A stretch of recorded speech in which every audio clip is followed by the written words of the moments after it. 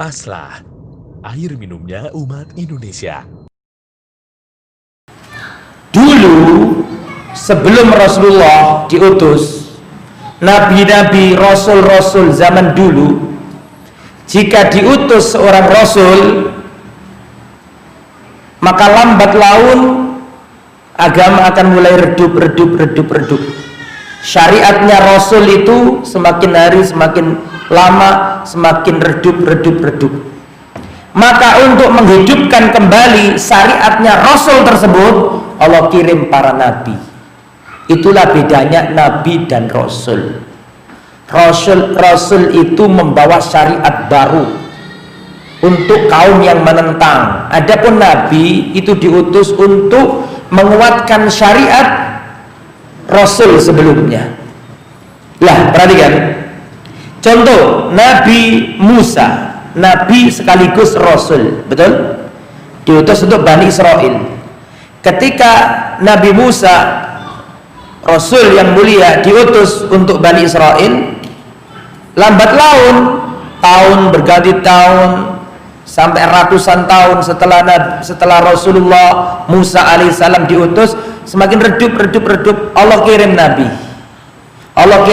Tujuannya untuk apa? Menguatkan syariatnya Rasul Musa alaihissalam. Jelas? Lah, Rasulullah itu sudah nggak ada nabi setelahnya. Kan gitu kan? Nah, bedanya zaman dulu dengan sekarang apa? Kalau zaman dulu itu untuk menguatkan syariatnya Rasul, Allah kirim para nabi sesudahnya. Lah, zamannya Nabi Muhammad ini sudah nggak ada nabi, maka peran kenabian diganti atau diembankan kepada para ahli ilmu. Paham maksudnya? Paham? Jadi kalau yang dulu itu dikirim nabi untuk menguatkan Rasul sebelumnya, kalau zamannya nabi sudah nggak ada, la nabi ya ba'di, nggak ada nabi setelahku, kata nabi. Maka peran kenabian diemban oleh para ahli ilmu. Makanya dikatakan dalam hadis, innal ulama warasatul anbiya. Sesungguhnya orang-orang yang berilmu itu pewaris para nabi. Makanya penyair Arab mengatakan, ahlul hadis hum ahlun nabi, wa illam yashabu nafsahu anfasahu sahibu.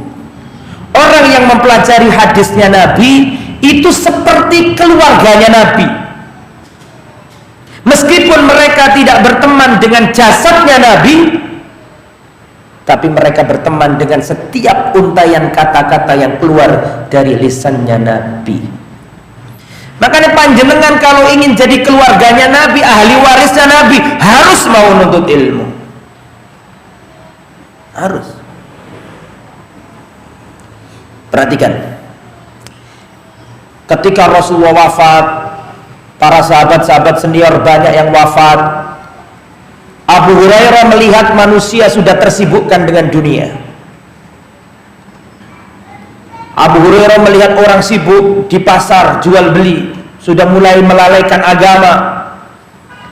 Maka Abu Hurairah mendatangi pasar, dan Abu Hurairah mengatakan, wahai orang-orang yang ada di pasar, kenapa kalian masih di sini?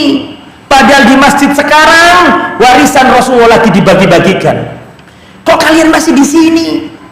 Di masjid sekarang ada warisan Rasulullah sedang dibagi-bagikan. Kenapa kalian masih di sini? Namanya orang pasaran, orang ahli pasar. Ketika disebut warisan, langsung masuk di kepala mereka duit, sembako, emas, perak. Betul enggak? Ketika diomongi oleh Abu Hurairah, hei orang-orang pasar, kenapa kalian masih di sini? Tuh di masjid lagi dibagi-bagikan warisan Rasul. Semburat. Orang-orang itu keluar semuanya dari pasar pergi ke masjid semua. Sampai di masjid bingung orang penghuni pasar loh. Oh, gak ada apa-apa loh ini. Tidak ada emas dibagi, tidak ada dinar, tidak ada dirham. Kecewa nih mereka ini. Balik lagi ke pasar. Ya Abu Hurairah, kata engkau ada warisan Rasulullah dibagi-bagikan di masjid. Gak ada, kami gak jumpai ada harta dibagikan. Kata Abu Hurairah, lalu apa yang kalian jumpai di masjid? Kami jumpai ada orang yang berzikir, membaca Al-Quran, ada yang meriwayatkan hadis, ngajari manusia ilmu agama. Kata Abu Hurairah, itulah warisan Rasulullah. Jadi antum duduk di sini, panjenengan duduk di sini tuh jangan dianggap remeh. Kita sedang menjadi pewaris para nabi. Tidak ada yang lebih tinggi setelah kenabian melebihi ilmu. Makanya kita harus semangat belajar. Didik anak-anakmu, ngertikan ilmu agama.